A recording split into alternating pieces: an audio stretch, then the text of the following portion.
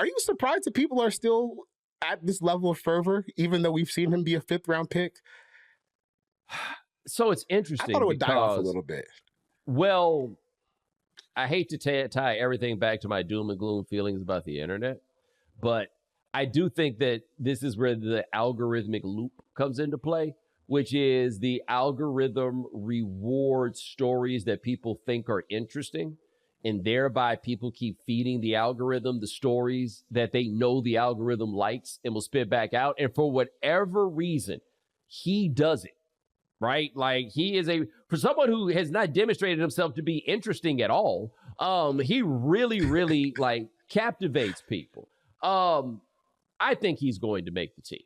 Yeah, I would be surprised if he did not make the team. I think the question to ask is really about those 2 old guys. Like, and I guess really they have one old guy in Kenny Pickett. That's unfair to Kenny Pickett. But there's no reason to have 2 of those on the team. Joe Flacco was really, really popular up that way. Like, he was so popular that I don't think they could have brought him back last year, because they would have had a real issue before Watson got hurt. You'd have, we've talked about, I've talked about this, about quarterbacks and black ups, and that you needed to have a black up for Deshaun Watson. And Joe Flacco, after he went out there and didn't play well, but they won a bunch of games, it was a good time. It was vibes, right? Come on, man. What are we still doing here? So you take Dillon Gabriel in the 3rd round. I assume that he will be on the team.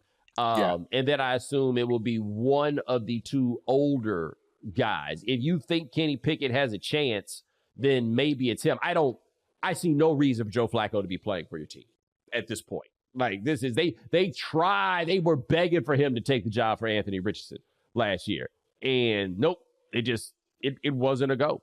So I think Shedeur makes it. Somebody traded draft capital to go get him. It wasn't the most draft capital in the world, but they didn't just let him fall to them. Somebody made a concerted effort to go get him. And I think that if he plays better than Dillon Gabriel, then he'll get on the field before Dillon Gabriel. Like, I had a lot of people jump down my throat about this, where I don't think him going in the 5th round rather than the 3rd round matters that much. I think him going in the 5th round rather than call it the 2nd round, that matters. Second round picks are intended to be starters, right?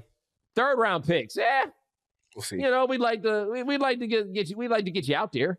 We'd like to see you do some things, but I don't believe for a second that the margins are wide enough that the difference between Dillon Gabriel being a 3rd round pick and Shedeur Sanders being a 5th round pick is that important. Now, if you want to make the point that Dillon Gabriel being a 3rd round pick is a reflection that somebody up there really likes him, now we're having a different discussion. But it's not simply about the fact that Shedeur went in the 5th round. No, I think he winds up on that team. Yeah, and I the one thing I will give the people who are fascinated by Shedeur for whatever reason, whether it's, his play, I guess, last year was kind of fun. If you're just like a guy who grew up like loving Deion Sanders and passed that love on down to your kids, I can see why you're like that.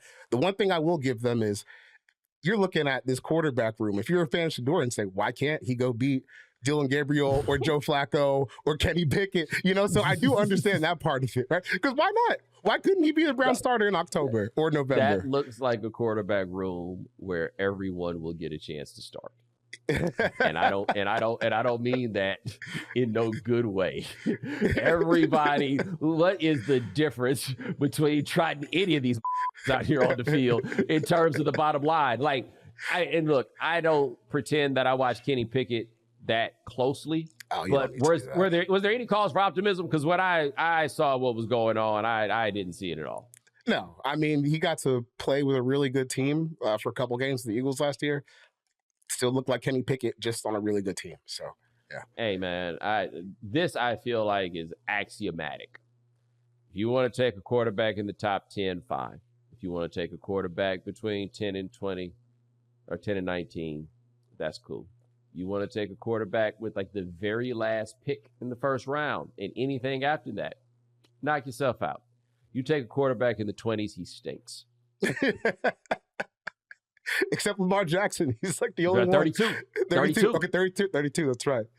32. That's right. So I engineered that in. But you think about it. Every time somebody takes a quarterback, like who's that? The Giants took Jackson Dart. You might as well have waited, man, because now he's going to stink. And so if you take him at the first pick of the second round, like Carolina did with Jimmy Clausen in the year of our Lord 2010, that does not stop you from taking. That's right. And it don't stop you from taking Superman in the next draft. That's all I'm saying. Yeah.